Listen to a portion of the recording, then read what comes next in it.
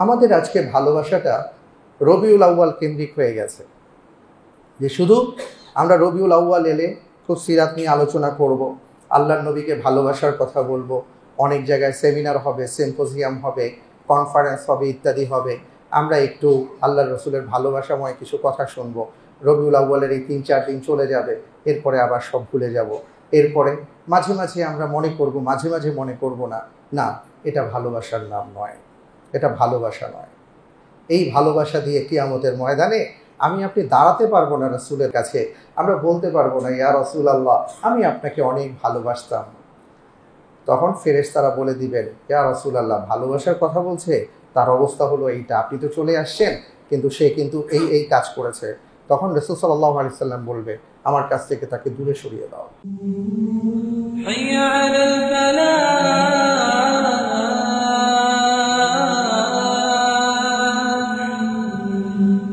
আল্লাহ তাআলার কাছে আমরা লাখো কোটি শুকরিয়া জানাই যে আল্লাহ রাব্বুল আলামিন আমাদেরকে পৃথিবীতে মানুষ করে ঈমান দিয়ে এবং সেই সাথে জনাবে মুহাম্মদুর রাসূল সাল্লাল্লাহু আলাইহি ওয়াসাল্লামের উম্মত করে পৃথিবীতে পাঠিয়েছেন। আমরা সবাই বলি আলহামদুলিল্লাহ। যে কারণে আমাদের মর্যাদা, আমাদের সম্মান আল্লাহ তাআলার কাছে অনেক বড়, অনেক বিশাল। আল্লাহ রাব্বুল আলামিন আমাদের সম্মানের ব্যাপারে এইভাবে সার্টিফিকেট প্রদান করেছেন, কুনতুম খায়রা উম্মাহ উখরিজাত লিন-নাস তা'মুরুনা বিল মা'রুফ ওয়া তানহাউনা 'আনিল মুনকার ওয়া তু'মিনুনা বিল্লাহ। তোমরাই হবে শ্রেষ্ঠ জাতি, শুধু তোমাদের 3টি কাজ করতে হবে।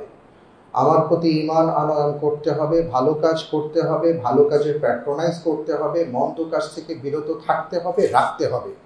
যদি সেই কাজগুলো করতে পারো তাহলে আমার এই পৃথিবীতে, আমার সৃষ্ট জগতের মাঝে তোমরা হবে শ্রেষ্ঠ। সুবহানাল্লাহ। এই মর্যাদা আল্লাহ তাআলা আমাদেরকে প্রদান করেছেন। কেন প্রদান করেছেন? কারণ আমরা মুহাম্মদুর রাসূল সাল্লাল্লাহু আলাইহি ওয়াসাল্লামের উম্মাহ। আল্লাহর রাসূল সাল্লাল্লাহু আলাইহি ওয়াসাল্লামকে জিজ্ঞেস করা হয়েছিল, ইয়া রাসূলুল্লাহ আপনার উম্মতের মর্যাদা আল্লাহ তাআলার কাছে কত বড়?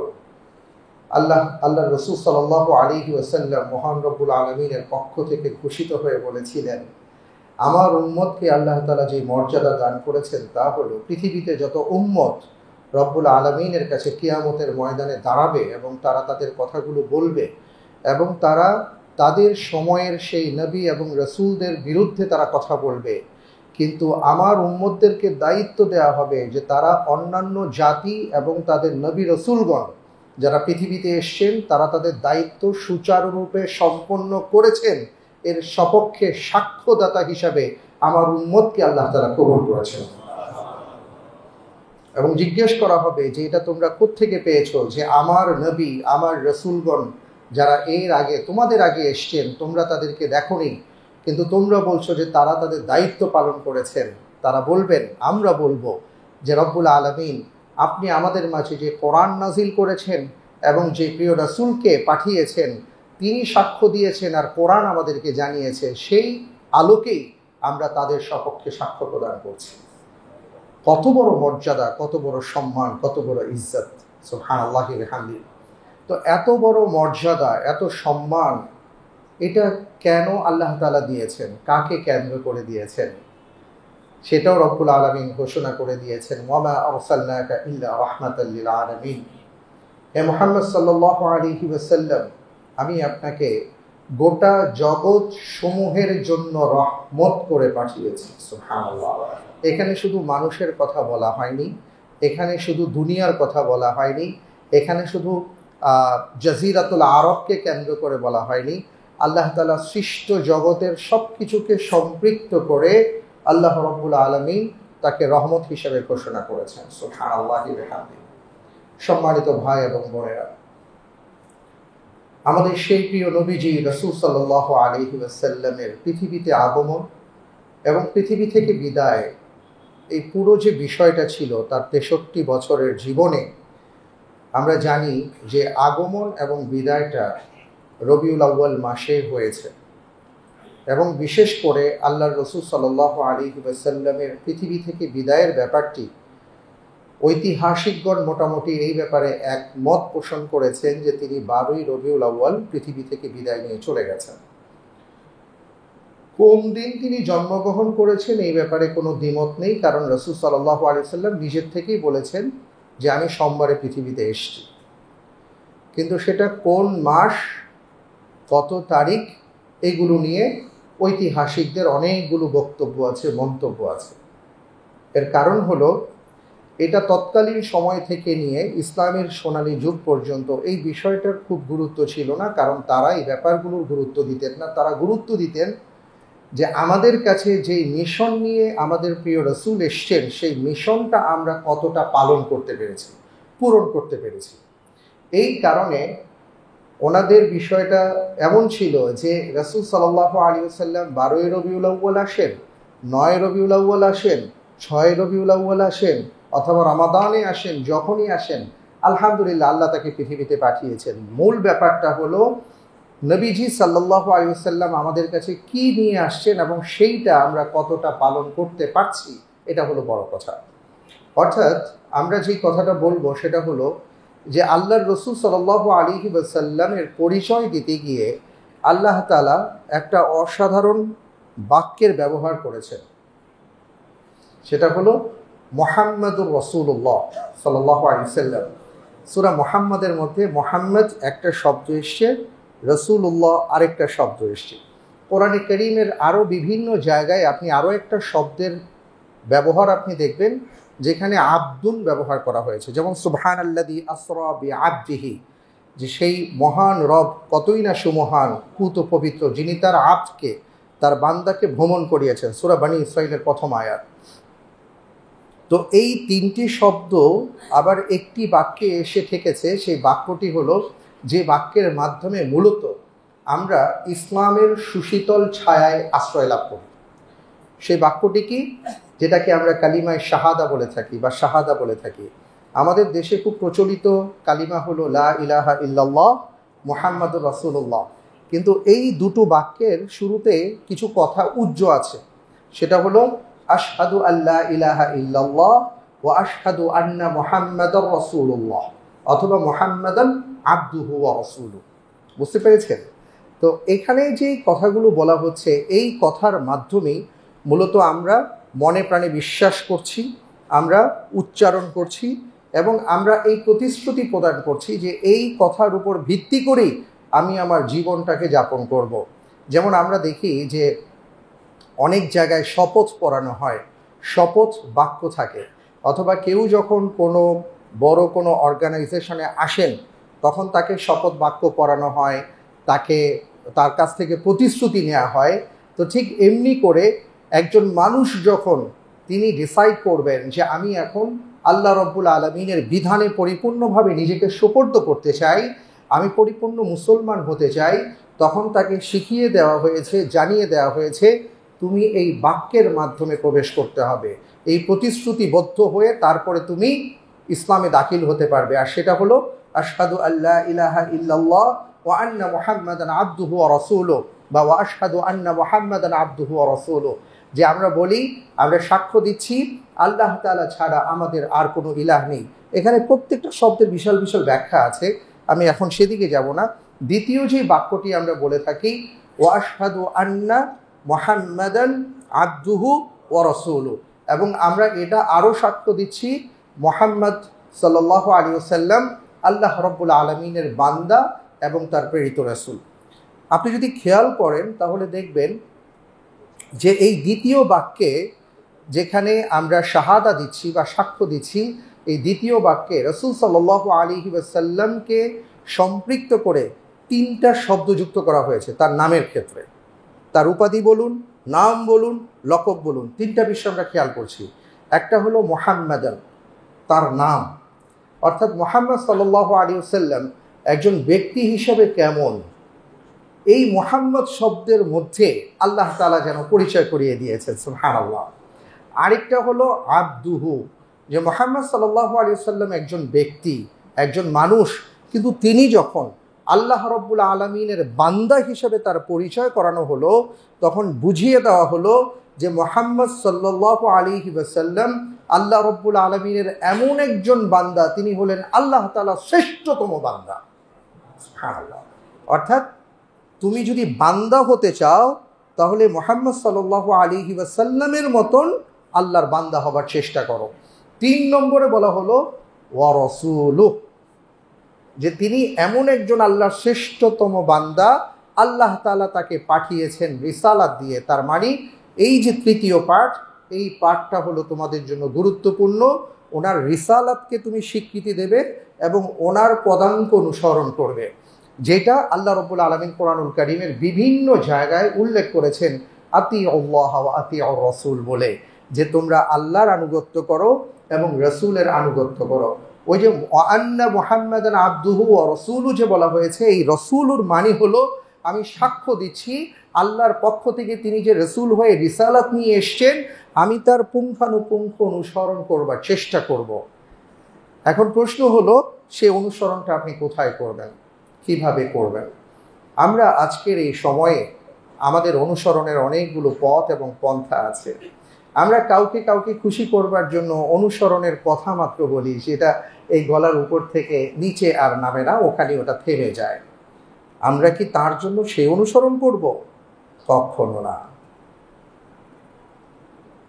এই অনুসরণটা হবে হৃদয়ের গভীর থেকে। সুতরাং এটা হৃদয় থেকে আপনি অনুভব করবেন যে আমি সেইভাবে অনুসরণ করতে চাই। আপনি জবান দিয়ে তার স্বীকৃতি দেবেন যে আমি তাকে কেমন অনুসরণ করি। এমন অনেক মানুষ আছেন মনে মনে খুব ভালোবাসে, বলতে পারে না, মনে মনে খুব চায় কিন্তু জবান দিয়ে আসে না, আবার কোন জায়গা দিয়ে কি হয়ে যায়, কে কি বলে না বলে, অনেক ধরনের আমরা চিন্তা করি না। এই জন্য মনে আছে, মুখে নেই। কিন্তু আমাদেরকে বুঝিয়ে দেওয়া হয়েছে যে না, মনে আছে মুখেও থাকবে, আবার মুখে আছে মনেও থাকবে। এখন তোমার হৃদয় আর তোমার ভাষা যদি এক হয়, তাহলে এটার বহিঃপ্রকাশ তোমাকে ঘটাতে হবে। সেটা কিভাবে ঘটাবে?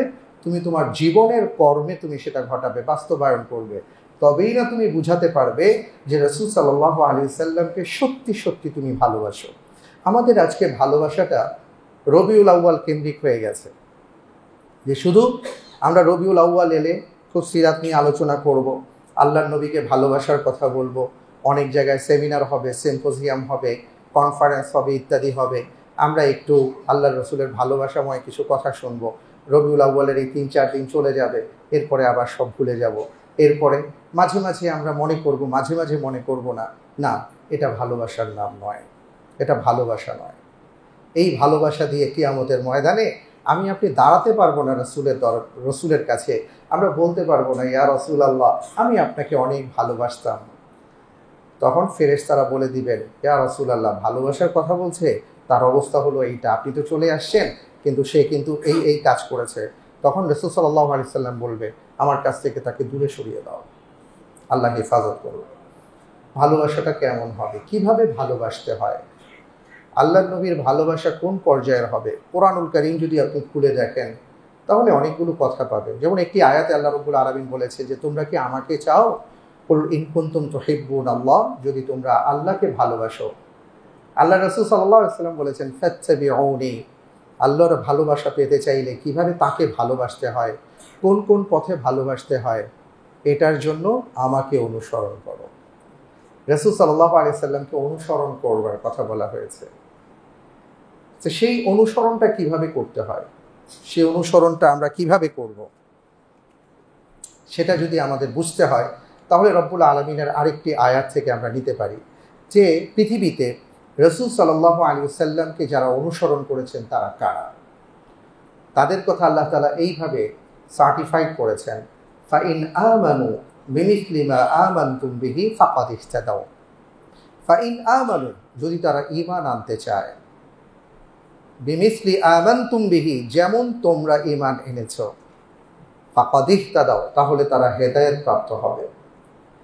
এই যে যেমন তোমরা ঈমান এনেছো, এই তোমরা বলে আল্লাহ সুবহানাহু ওয়া তাআলা যাদেরকে ইন্ডিকেট করেছেন তারা হলেন রাসূল সাল্লাল্লাহু আলাইহি ওয়াসাল্লামের প্রিয় সাহাবায়ে কেরাম আজমাইন। তারা তাদের ভালোবাসার নমুনা পেশ করেছেন, তারা দেখিয়ে দিয়েছেন কিভাবে ভালোবাসতে হয়। আল্লাহ রাব্বুল আলামিন কোরআনুল কারীমের মধ্যে আল্লাহ রাসূল সাল্লাল্লাহু আলাইহি ওয়াসাল্লামের প্রতি সাহাবায়ে কেরাম আজমাইনদের ভালোবাসার নিদর্শন এইভাবে পেশ করেছেন, রাদিয়াল্লাহু আনহুম ওয়া রাদু আন, যে আল্লাহ তাআলা সাহাবায়ে কেরাম আজমাইনদের উপর সন্তুষ্ট, সাহাবায়ে কেরাম আজমাইন রব্বুল আলামিনের উপর সন্তুষ্ট, সুবহানাল্লাহ। কারণ তাদের ভালোবাসাগুলো এই রকম ছিল। তারা তাদের রাসূল সাল্লাল্লাহু আলাইহি ওয়াসাল্লাম সেই সময় আল্লাহর নবীকে পেয়ে তারা কিভাবে তাদের মনের কথাগুলো ব্যক্ত করেছিলেন। আপনাদের মনে আছে মা আয়েশা রাদিয়াল্লাহু তাআলা আনহার সেই ঐতিহাসিক কবিতা, তিনি যা রাসূল সাল্লাল্লাহু আলাইহি ওয়াসাল্লামকে দেখে রচনা করেছিলেন। তিনি ছিলেন স্বভাব কবি, তিনি অসাধারণ তার পাণ্ডিত্য ছিল আরবি ভাষার উপর। তিনি একবার রাসূল সাল্লাল্লাহু আলাইহি ওয়াসাল্লামকে দেখে বলেছিলেন, লানা শামসুন ওয়ালিল আফাকি শামসুন ওয়া শামসি খায়রুম মিন শামসিস সামাই ফাইন্না শামসা তাতলুউ বা'দা ফাজরিন ওয়া শামসি তালিউন বা'দাল ইশা। যে আকাশের একটা সূর্য আছে, আমারও একটা সূর্য আছে, সুবহানাল্লাহ। আমার সূর্যটা আকাশের সূর্যের চাইতে অনেক অনেক উত্তম, অনেক কল্যাণকর। আর আকাশের সূর্যটা উদিত হয় ফজরের পরে, আর আমার সূর্যটা উদিত হয় এশার পরে, সুবহানাল্লাহ। ওই যে রাসূল সাল্লাল্লাহু আলাইহি ওয়াসাল্লাম কাজ করে সারাদিন অনেক পরিশ্রম করতেন, অনেক বিষয়ে কাজ করতেন। আপনারা জানেন যে ওনার এশার নামাজের পরপর উনি যখন ঘরে ফিরে আসতেন, তিনি তার স্ত্রীবৃন্দকে সময় দিতেন, তখন মা আয়েশা রাদিয়াল্লাহু তাআলা আনহা এটার উপর ভিত্তি করে এইভাবে তিনি রাসূল সাল্লাল্লাহু আলাইহি সাল্লামের দিকে তাকিয়ে তাকিয়ে কবিতাটা আবৃত্তি করেছেন যে আমার সূর্যটা উদিত হয় এশার পরে। কি ভালোবাসা ছিল রাসূলের প্রতি। একজন সাহাবার বর্ণনায় এইভাবে আসছে, যিনি জাবির বিন সামুরা রাদিয়াল্লাহু তাআলা আনহু, তিনি বললেন, এক রাতে আমি রাসূল সাল্লাল্লাহু আলাইহি ওয়াসাল্লামের দিকে তাকিয়েছিলাম। فجعلت أنظر إلى رسول الله صلى الله عليه وسلم وإلى القمر وعليه حلة حمراء فإذا هو أحسن عندي من القمر। এক রাতে আমি রাসূলের দিকে তাকিয়ে আছি, আবার চাঁদের দিকে তাকিয়ে আছি। আমি অনুভব করলাম ওই চাঁদের চেয়ে আমার রাসূল অনেক সুন্দর, সুবহানাল্লাহ। কবি হাসান ইবনে সাবিত রাদিয়াল্লাহু তাআলা আনহু, হাসান ইবনে সাবিত রাদিয়াল্লাহু তাআলা আনহু ঐতিহাসিক কবিতা আবৃত্তি করেছেন আল্লাহর রাসূলকে নিয়ে। ওয়া আহসানা মিনকা লাম তারা কাত্তু আইনি ওয়া আহসানা মিনকা লাম তালিদিন নিসা খুলিকতা মুবাররাআন মিন কুল্লি আইবিন কাআন্নাকা ক্বাদ খুলিকতা কামা তাশা। তিনি বলেছিলেন এইভাবে, আমি এই জিনিসটা এবার আল আজহার বিশ্ববিদ্যালয়ের যে মসজিদ, সেই মসজিদের দিকে তাকিয়ে বুঝলাম যে সিস্টেমটা কী ছিল। ওখানে দেখলাম যে খোঁজ একটা মেহরাব ছাড়াও আরও 2টা মেহরাব আছে ওই মসজিদের মধ্যে। এইভাবে যুগ যুগ ধরে চলে আসছে। তো রাসূল সাল্লাল্লাহু আলাইহি ওয়াসাল্লামের যুগে মসজিদে নববীতে 2টা মেহরাব ছিল। একটা ছিল রাসূল সাল্লাল্লাহু আলাইহি ওয়াসাল্লাম সেখান থেকে দাঁড়িয়ে খুতবা দিতেন। আরেকটি মেহরাব বানানো হয়েছিল যারা ইসলামের সপক্ষে কবিতা বা বিভিন্ন রচনা তারা ওখান থেকে শোনাবেন। তা হাসান ইবনে সাবিত রাদিয়াল্লাহু তাআলা আনহু সেই মেহরাবে দাঁড়িয়ে বলেছিলেন যে ওয়া আহসানা মিনকা লাম তারা কাত্তু আইনি, আপনার চেয়ে এত সুন্দর মানুষ আমার চোখ কোনোদিন দেখেনি। ওয়া আহসানা মিনকা লাম তালিদিন নিসা, আপনার চেয়ে শ্রেষ্ঠ কোনো মানুষ, কোনো নারী জন্ম দেয়নি। খুলিকতা মুবাররাআন মিন কুল্লি আইবিন, সকল দোষ ত্রুটি থেকে আল্লাহ রাব্বুল আলামিন আপনাকে মুক্ত করে পৃথিবীতে পাঠিয়েছেন। কাআন্নাকা ক্বাদ খুলিকতা কামা তাশা, ব্যাপারটা যেন এমনই হয়েছে যেমন আপনি চেয়েছেন, আল্লাহ যেন আপনাকে সেইভাবে পৃথিবীতে পাঠিয়েছেন, সুবহানাল্লাহ। এইভাবে তারা তাদের ভালোবাসার কথাগুলো রাসূল সাল্লাল্লাহু আলাইহি ওয়াসাল্লামের জন্য ব্যক্ত করতেন। তো আমি যেটা বলেছি যে ভালোবাসাগুলো তারা কিভাবে ব্যক্ত করেছেন, প্রকাশ করেছেন, সেটা কখনো তারা কথার মাধ্যমে, হৃদয়ের বিশ্বাস তো ছিলই, সেই সাথে তারা তাদের কর্মে, ইবাদতে। আমরা অনেকেই আছি আমাদের ইবাদতের ক্ষেত্রে সুন্নাহকে অনুসরণ করি কিন্তু কর্মে অনুসরণ করি না।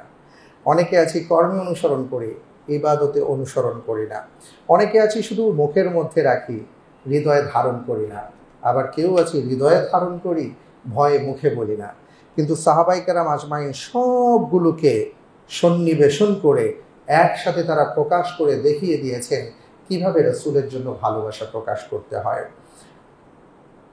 আপনারা জানেন যে মেরাজের রজনীতে যেই ঘটনাটা ঘটেছিল, মেরাজের রজনীতে যখন রাসূল সাল্লাল্লাহু আলাইহি ওয়াসাল্লাম সফর করে আসলেন একেবারে মসজিদে হারাম থেকে মসজিদে আকসা থেকে আরশে আজিম পর্যন্ত, এই সফর থেকে ফিরে আসার পরে তিনি যখন সকালবেলা, ওনাকে উম্মে হানি রাদিয়াল্লাহু তাআলা আনহা নিষেধ করেছিলেন যে এমন অবস্থায় আপনার না বলাটা ভালো হবে, কিন্তু তাকে আল্লাহ রব্বুল আলামিনের পক্ষ থেকে বলা হয়েছিল যে আপনার উপর যা নাজিল হবে তা আপনি বলে দিবেন।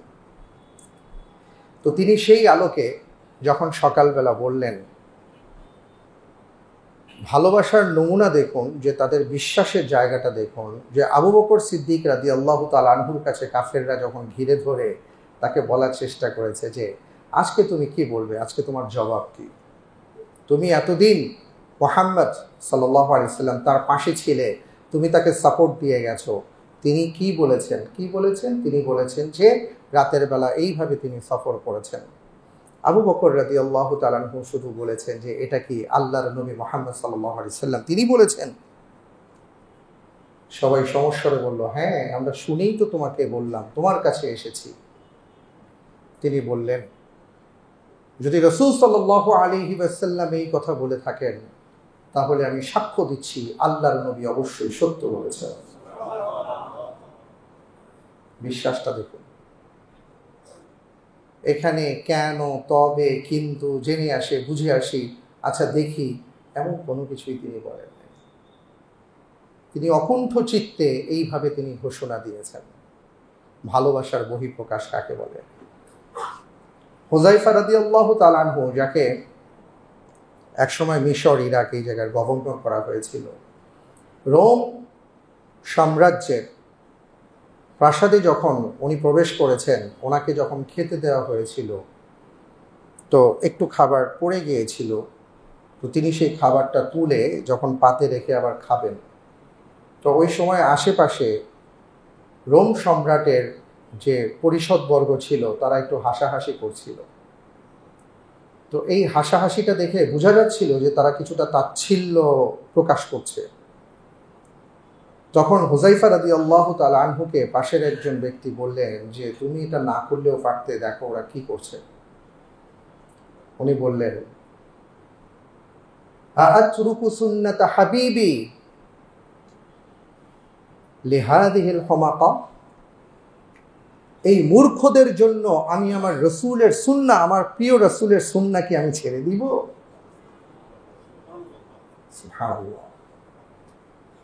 তাদের ভেতরের বিশ্বাসটা এতটা অকুণ্ঠ ছিল, এত গভীরে ছিল যে তারা খুব ভালো করে জানতেন যে আমার নবী যা বলেছেন, যা করেছেন সেটাই আমি করব, সেটাই আমি বলবো, সেটাই আমি আমার জীবনে বাস্তবায়ন করব, এবং তারা সেটা দেখিয়ে দিয়েছেন। আমরা যদি আরো খেয়াল করি যে ভালোবাসাটা কোন পর্যায়ের ছিল, ওমর বিন ফারুক রাদিয়াল্লাহু তাআলা আনহু যখন রাসূল সাল্লাল্লাহু আলাইহি ওয়াসাল্লামের কাছে বসা, একজন সাহাবা এসে বললেন, আরেকটি বর্ণনা এসছে, আবু বকর রাদিয়াল্লাহু তাআলা আনহু বর্ণনা এসছে যে তারা এসে বললেন, ইয়া রাসূলুল্লাহ, মাঝে মাঝে আমরা বাইরে যাই, তখন বিভিন্ন কাজকর্মে থাকি, আমরা তো ভুলে যাই আপনার কথা। ওমর রাদিয়াল্লাহু তাআলা আনহু বললেন, ইয়া রাসূলুল্লাহ, আপনাকে ভালোবাসার কথা বলা হয়েছে, আপনাকে ভালোবাসি, নিশ্চয়ই ভালোবাসি, কিন্তু আমার ভালোবাসাটা আমার জীবনের চাইতে বেশি আপনাকে ভালোবাসি, এটা আমি খুব দৃঢ়তার সাথে বলতে পারছি না। রাসূল সাল্লাল্লাহু আলাইহি ওয়াসাল্লাম বললেন যে যদি তাই হয় তাহলে তোমার ঈমানের পরিপূর্ণতা আসেনি। রাসূল সাল্লাল্লাহু আলাইহি ওয়াসাল্লাম বর্ণনায় এসেছে তিনি তাকে আলিঙ্গন করলেন। ওমর রাদিয়াল্লাহু তাআলা আনহু আলিঙ্গনের পরে চিৎকার করে বললেন, ওয়াল্লাহি ওয়া রাব্বিল কাবা লা আনতা আহাব্বা ইলাইয়া মিন নাফসি ইয়া রাসূলুল্লাহ, আমি মহান রবের শপথ করে বলছি এই মুহূর্ত থেকে আমার জীবনের চাইতে আপনি আমার কাছে বেশি প্রিয়। সুবহানাল্লাহ। এবং কতটা প্রিয় ছিলেন সেটা আপনারা জানেন, যে আল্লাহর নবীকে ভালোবাসার নমুনাটা এমন ছিল যে জীবদ্দশায় আল্লাহর নবীর সাথে তিনি কাটিয়েছেন, এবং কি মৃত্যুর পরেও তিনি আরজ, তার ভেতর থেকে তিনি আরজ পেশ করেছেন যে যাও মা আয়েশা রাদিয়াল্লাহু তাআলা আনহার কাছে যাও, তার কাছে গিয়ে অনুমতি চাও যে আমি ওমর বিন খাত্তাব খলিফাতুল মুসলিমিন হিসাবে না, আমি ওমর বিন খাত্তাব রাসূলের পাশে থাকতে চাই, যদি তিনি আমাকে অনুমতি প্রদান করেন তাহলে আমার কবরটা যেন আমার রসুলের পাশে হয়। ভালোবাসার নমুনা দেখেন। আমরা জীবদ্দশায় ভালোবাসাটা দেখি, কিন্তু মৃত্যুর পরের যে ভালোবাসাটা, এটা তিনি কিভাবে প্রকাশ করে গেছেন। ওসমান বিন আফফান রাদিয়াল্লাহু তাআলা আনহু, তিনি জানেন যে চারপাশে বিদ্রোহীরা ঘুরছে এবং তাকে হত্যার জন্য পথ খুঁজছে। তিনি জানেন, তাকে জানানো হয়েছে যে এরা যেই কোনো মুহূর্তে আপনার ঘরে প্রবেশ করবে এবং আপনাকে তারা হত্যা করবে। হযরত আলী রাদিয়াল্লাহু তাআলা আনহু প্রস্তাব পাঠিয়েছেন, হাসান হোসাইন রাদিয়াল্লাহু আনহুমা সহ তারা এসছেন। তখন খলিফাতুল মুসলিমিন ওসমান বিন আফফান রাদিয়াল্লাহু তাআলা আনহু, তাকে বলা হলো, আপনি যদি অনুমতি দেন, আপনি শুধু বলেন, আমরা বিদ্রোহীদেরকে প্রতিহত করব। ওসমান বিন আফফান রাদিয়াল্লাহু তাআলা আনহু তিনি বললেন, না, আমার রাসূল সাল্লাল্লাহু আলাইহি ওয়াসাল্লাম আমাকে বলেছেন যে ওসমান, তুমি সবসময় খেয়াল রাখবে তোমার হাত যেন কখনো তোমার অন্য কোনো মুসলমান ভাইয়ের হাতের রক্তে রঞ্জিত না হয়। সুতরাং আমি ওসমান, যদি আল্লাহ তাআলা আমার তকদিরে লিখে রাখেন যে আমার শাহাদাত নসিব হবে, আমি শাহাদাত বরণ করতে রাজি আছি, কিন্তু আমার নবী যেই সতর্ক বার্তা আমাকে দিয়েছেন তার বাইরে আমি যেতে পারবো না। নিজের জীবনের ঝুঁকি নিয়ে তিনি সেখানেই অবস্থান করেছেন এবং তিনি শহীদ হয়ে গেছেন। আমরা কি পারতাম? কি ভালোবাসা! আলী রাদিয়াল্লাহু তাআলা আনহুকে রাসূল সাল্লাল্লাহু আলাইহি ওয়াসাল্লাম বলেছেন যে আলী, আমি হিজরত করব, আমি তোমাকে নিয়ে যেতে পারি, কিন্তু এখন এই জন্য নিচ্ছি না যে মানুষের আমানত আমার কাছে আছে, এগুলো ফেরত দিতে হবে। তুমি এক কাজ করবে, সকালবেলা ফেরত দিবে, তবে এখন তোমার কাজ হলো আমার চাদর মুড়ি দিয়ে আমার এই চৌকির উপর তুমি শুয়ে থাকো। আলী রাদিয়াল্লাহু তাআলা আনহু খুব ভালো করে জানেন, ঘরের বাইরে কম করে হলেও 22 জন যুবক খোলা তরবারি নিয়ে দাঁড়িয়ে আছে, যারা সুযোগ পাওয়া মাত্র ভেতরে প্রবেশ করবে এবং রাসূল সাল্লাল্লাহু আলাইহি ওয়াসাল্লাম ভেবে ওই চৌকিতে যিনি শুয়ে আছেন তার উপর তারা আঘাত করবে। উনি জানেন, উনি বুঝেন। ওনার জীবনের উপর শতভাগ শঙ্কা থাকা সত্ত্বেও তিনি বললেন, ইয়া রাসূলুল্লাহ, আপনি যেভাবে বলবেন সেভাবেই হবে, আমি সেভাবে শুয়ে থাকবো। তিনি তাই করেছেন। ভালোবাসা কাকে বলে? আবু বকর রাদিয়াল্লাহু তাআলা আনহুকে বলেছেন যে আবু বকর, আমাদের হিজরত করা লাগতে পারে, তুমি প্রস্তুত থেকো। রাতের গভীরে বের হয়ে শুধু ডাক দিয়েছেন আবু বকর, সাথে সাথে দরজা খুলে গিয়েছে। কি ব্যাপার, ডাকা মাত্র কিভাবে খুলে দিলে? তিনি বললেন, ইয়া রাসূলুল্লাহ, আপনি যেদিন আমাকে বলেছিলেন আবু বকর হিজরত করা লাগতে পারে, সেই দিন থেকে আমি আবু বকরের পিঠ বিছানায় আর লাগাইনি। সম্মানিত ভাইরা আমার, ভালোবাসা কাকে বলে? হযরতে আবু তালহা রাদিয়াল্লাহু তাআলা আনহু সম্পর্কে যে বর্ণনা এসছে, আপনারা জানেন যে উহুদের ময়দানে একটা পর্যায়ে মুসলমানদের উপর কিছুটা বিপর্যয় নেমে এসেছিল। আল্লাহর রাসূল সাল্লাল্লাহু আলাইহি ওয়াসাল্লামের পাশে হযরতে আবু তালহা রাদিয়াল্লাহু তাআলা আনহু দাঁড়িয়েছিলেন এবং তিনি একটা দুইটা নয়, সহিহ বুখারীর মধ্যে আসছে, কম করে হলেও তিনি ৩৯টা আঘাত ওনার শরীরে বহন করেছিলেন, কিন্তু রাসূলের গায়ে যেন কোনো আঘাত না পড়ে এই জন্য তিনি সজাগ এবং সচেতন ছিলেন। এবং এই ৩৯টা আঘাত নিয়ে আল্লাহর রাসূল সাল্লাল্লাহু আলাইহি ওয়াসাল্লামকে কাঁধে বহন করে তিনি কম করে হলেও বর্তমান সময়ের যে ১০-১৫ তলা জায়গা, এত উপরে উঠে আল্লাহ রাসূল সাল্লাল্লাহু আলাইহি ওয়াসাল্লামকে তিনি সরিয়ে দিয়েছিলেন। এবং আল্লাহ রাসূল সাল্লাল্লাহু আলাইহি ওয়াসাল্লাম তার এই অবস্থা দেখে তিনি বলেছিলেন যে কেউ যদি কোনো জীবন্ত শহীদকে দেখতে চায় তাহলে সে যেন আবু তালহার দিকে তাকায়। ভালোবাসা কাকে বলে? আমাদের যদি আমরা বলি যে আমাদের মা বোনেরা রাসূল সাল্লাল্লাহু আলাইহি ওয়াসাল্লামকে কেমন ভালোবাসতেন, ওই উহুদের ময়দানে যেই ঘটনাটা ঘটেছিল, সুমাইয়া বিনতে কায়েস রাদিয়াল্লাহু তাআলা আনহা উহুদের যুদ্ধে তার বাবা শরীক হয়েছিলেন, যুদ্ধে অংশগ্রহণ করেছেন, তার স্বামী সেই যুদ্ধে অংশগ্রহণ করেছেন, তার সন্তান সেই যুদ্ধে অংশগ্রহণ করেছেন। সাহাবায়ে কেরাম আজমাইন যখন মদিনার দিকে ফিরে আসছেন, তো তিনি মসজিদে নববীর ওই অংশ থেকে বের হয়ে সামনে রাস্তায় দাঁড়িয়েছিলেন এবং চিৎকার করে বলছিলেন, আইনা মুহাম্মদ নবিয়ুনা, আমাদের নবী কোথায়, আমাদের রাসূল কোথায়। তিনি এইভাবে বলছিলেন। একে একে সুমাইয়া বিনতে কায়েস রাদিয়াল্লাহু তাআলা আনহাকে বলা হচ্ছিল যে তুমি কি জানো তোমার বাবা তো শহীদ হয়ে গেছে। তিনি বললেন, ইন্না লিল্লাহি ওয়া ইন্না ইলাইহি রাজিউন, আমার বাবাকে আল্লাহ মাফ করুন, আগে বলো আমার রাসূল কেমন আছেন। কিছুক্ষণ পর আরও একজন এসে বললেন যে তুমি কি জানো যে তোমার স্বামী শহীদ হয়ে গেছেন। তিনি বললেন, ইন্না লিল্লাহি ওয়া ইন্না ইলাইহি রাজিউন, আল্লাহ তাকে জান্নাত নসিব করুন, আমার রাসূল কেমন আছেন। ওনাকে এরপরে সংবাদ দেওয়া হলো যে তোমার কলিজার টুকরো সন্তান শহীদ হয়ে গেছেন। তিনি তাও ইন্না লিল্লাহ পড়লেন, তাদের জন্য দোয়া করলেন, আর সেই সাথে তিনি বললেন, আমাকে বলো আমার রাসূল কেমন আছেন। যখন তাকে বলা হলো আল্লাহর নবী বেঁচে আছেন, তিনি আহত হয়েছেন কিন্তু তিনি বেঁচে আছেন, তিনি তখন আল্লাহর দরবারে শুকরিয়া আদায় করলেন। আল্লাহু আকবার। এবং রাসূল সাল্লাল্লাহু আলাইহি ওয়াসাল্লামকে 9 জন সাহাবায়ে কেরাম উহুদের যুদ্ধে প্রোটেকশন দেওয়ার চেষ্টা করেছিলেন। এর মধ্যে উম্মে আমারা রাদিয়াল্লাহু তাআলা আনহা ছিলেন, যিনি একজন নারী হয়ে আল্লাহ রাসূল সাল্লাল্লাহু আলাইহি ওয়াসাল্লামের সামনে ঢাল হয়ে তিনি সে যুদ্ধের ময়দানে যুদ্ধ করেছিলেন। সুবহানাল্লাহি ওয়া বিহামদিহি। তা আমি এই কথাগুলো এই জন্য বলছি যে দেখেন, রাসূল সাল্লাল্লাহু আলাইহি ওয়াসাল্লামের প্রতি যে ভালোবাসার যে বহিঃপ্রকাশটা ছিল, তারা তাদের সর্বক্ষেত্রে সব দিক থেকে তারা চেষ্টা করেছেন।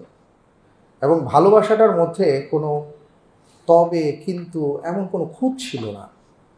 এই জন্য সাওবান রাদিয়াল্লাহু তাআলা আনহু চিৎকার করে এসে দৌড়ে এসে বললেন, ইয়া রাসূলুল্লাহ, তিনি একটু চঞ্চল ছিলেন।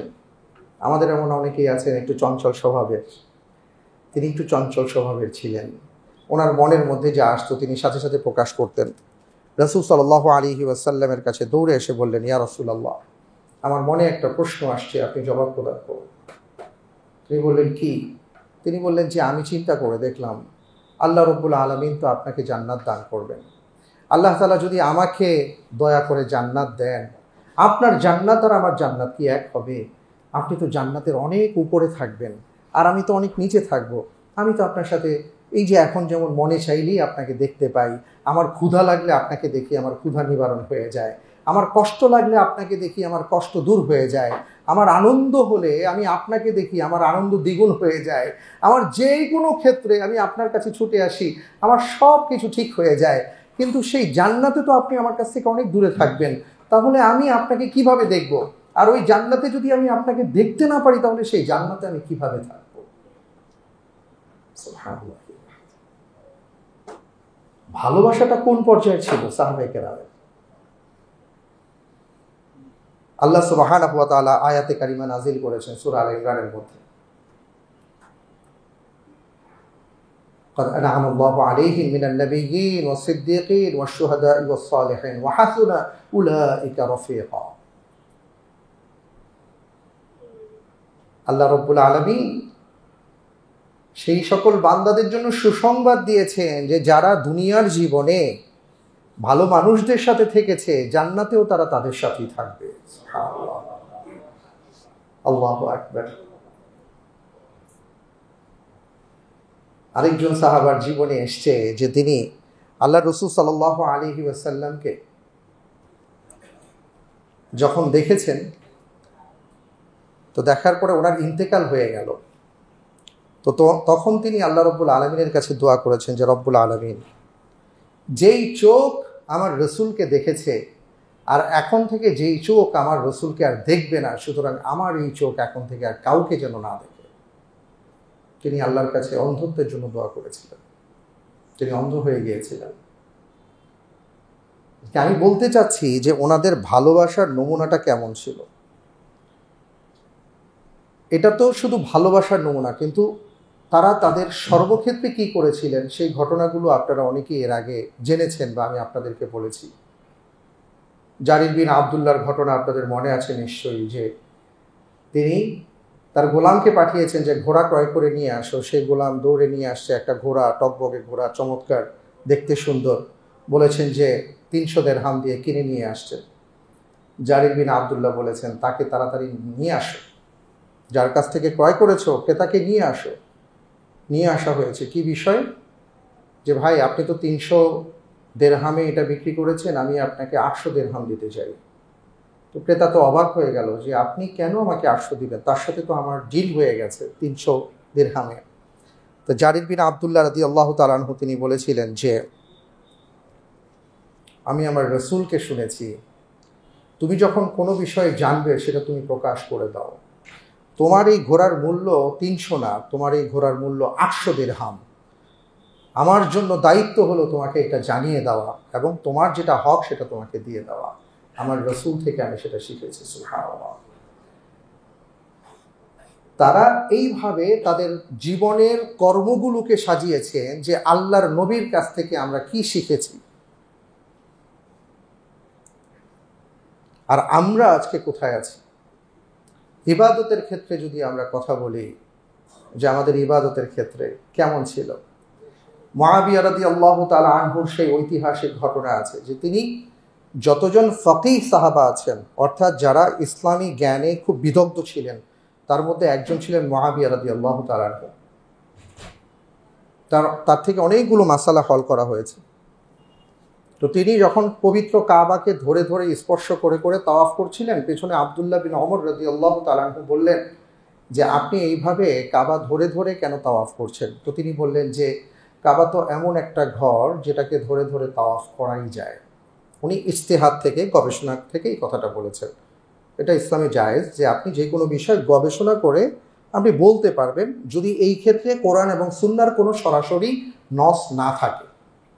তাই পেছন থেকে আব্দুল্লাহ বিন ওমর রাদিয়াল্লাহু তাআলা আনহু তিনি বললেন যে আমি তো রাসূল সাল্লাল্লাহু আলাইহি ওয়াসাল্লামের পেছনে যতবার তাওয়াফ করেছি আমি দেখেছি উনি কেবল রুকনি ইয়ামানি আর হাজরে আসওয়াদ এই দুটো জায়গায় কেবল তিনি স্পর্শ করেছেন। এই কথা বলার সাথে সাথে তিনি একটা প্রশ্ন করলেন না, বাকি তাওয়াফের যে প্রদক্ষিণগুলো ছিল তিনি শুধুমাত্র রুকনি ইয়ামানি আর হাজরে আসওয়াদ স্পর্শ করলেন, আর কোথাও তিনি স্পর্শ করলেন না। তিনি বুঝিয়ে দিলেন যে আমার নবী যা বলেছেন এর বাইরে আর কোনো কথা হতে পারে না।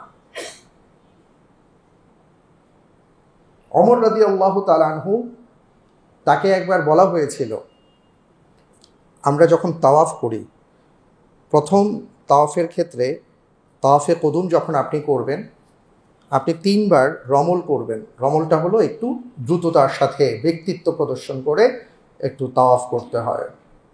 তো ওনাকে একজন বলছিলেন যে এই রমলটা তো তখনই রাসূল সাল্লাল্লাহু আলাইহি ওয়াসাল্লাম আমাদেরকে করতে বলেছিলেন যখন আমরা মুসলমানরা দুর্বল ছিলাম আর কাফেররা শক্তিশালী ছিল, তারা যেন আমাদেরকে দুর্বল না ভাবে, এটার জন্য আমরা রমল করেছি। ওমর রাদিয়াল্লাহু তাআলা আনহু বললেন যে তুমি এই ব্যাপারে কথা বলার কে? আমার রসুল একটা আমল করেছেন এবং তিনি এই ব্যাপারে আর নিষেধ করেননি, সুতরাং এটা কিয়ামত পর্যন্ত এই আমল আমরা করব, কারণ আমার নবী এটা করেছেন। সুবহানাল্লাহি ওয়া বিহামদিহি। আব্দুল্লাহ বিন মাসউদ রাদিয়াল্লাহু তাআলা আনহুকে যখন কুফার গভর্নর নিযুক্ত করা হলো, তিনি একবার মসজিদে ঢুকলেন, তিনি দেখলেন যে কিছু মানুষ খুব উচ্চ স্বরে তাসবিহ পাঠ করছে, উঁচু স্বরে। তখন তিনি সেখানে দাঁড়িয়ে খুব ধমক দিয়ে বললেন, যে আমল হিসাবে কোনো কাজ আমি রসুলকে করতে দেখিনি সেটা তোমরা কিভাবে করছো?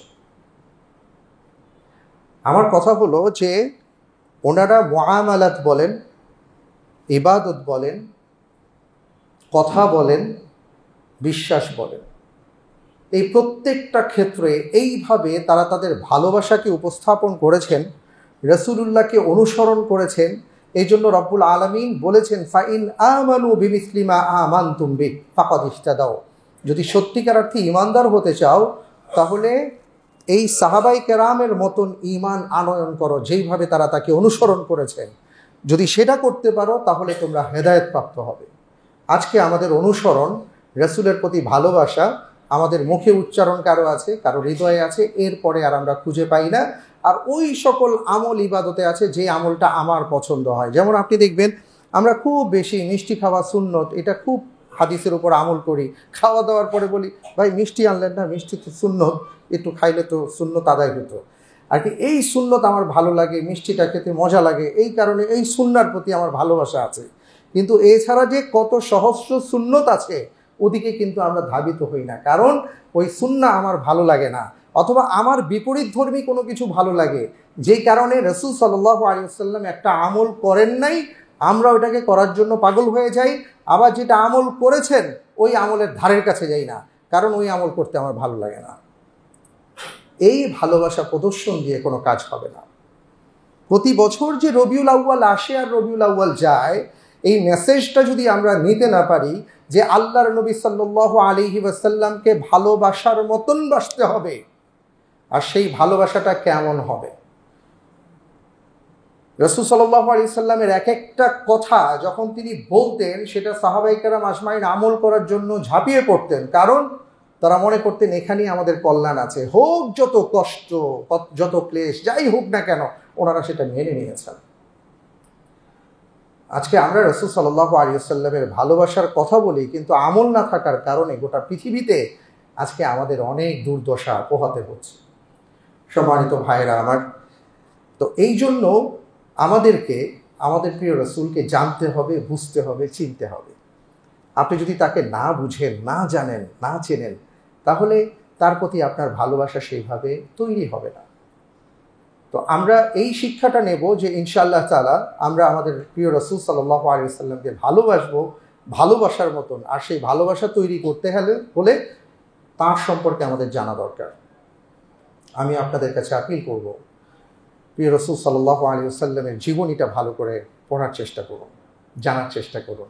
যত বেশি জানবেন দেখবেন যে ওনার জীবনীটা একটা মহাসমুদ্রের মতন। আপনি যত গভীরে যাবেন তত বেশি আপনি উপকৃত হচ্ছেন। আলহামদুলিল্লাহ, এই লক্ষ্য এবং উদ্দেশ্য নিয়ে আমরা মসজিদুত তাকওয়া সোসাইটি একটা কাজ করতে চাই। প্রতি বছরই আমরা মূলত এই কাজটা করেছি। আপনাদের মনে আছে যে সিরাত আয়োজন আমরা করেছি, আলহামদুলিল্লাহ। তো এই বছরও ইনশাআল্লাহ তাআলা আমরা একটা চমৎকার আয়োজন করতে যাচ্ছি, সিরাত আয়োজন। কিন্তু আমরা একেবারেই যে 12ই রবিউল আউয়াল করতে হবে ব্যাপারটা এমন না, কারণ এটাকে যদি আমরা আবার অভ্যাসে পরিণত করি তাহলে আরেক দিকে চলে যেতে পারে। এই জন্য আমরা চিন্তা করেছি ইনশাআল্লাহ তাআলা এই ডেটটাকে আমরা একটু চেঞ্জ করব। আর সেটা আমরা আল্লাহ চাহে তো অক্টোবরের 1, 2, 3, অক্টোবরের বুধ, বৃহস্পতি, শুক্রবার পরে 1, 2, 3, এই 3 দিন আমরা ইনশাআল্লাহ তাআলা সিরাত আয়োজন করব মসজিদুত তাকওয়া সোসাইটিতে। কি বলেন ইনশাআল্লাহ?